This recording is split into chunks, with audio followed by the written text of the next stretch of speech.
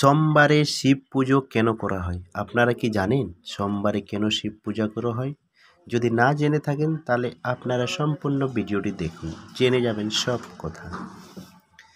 সোমবারে শিব পূজার বিশেষ গুরুত্ব রয়েছে হিন্দু ধর্মে। এই দিনে শিব ভক্তরা উপবাস রেখে ও ভক্তি ভরে মহাদেবের আরাধনা করেন। এর পিছনে কয়েকটি প্রধান কারণ রয়েছে। শাস্ত্র অনুসারে সোমবারে শিবের প্রিয় দিন।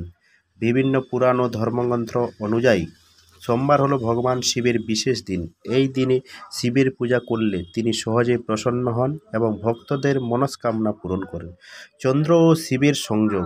শিবের আরেক নাম চন্দ্রশেখর, কারণ তিনি মাথায় চন্দ্র ধারণ করেন।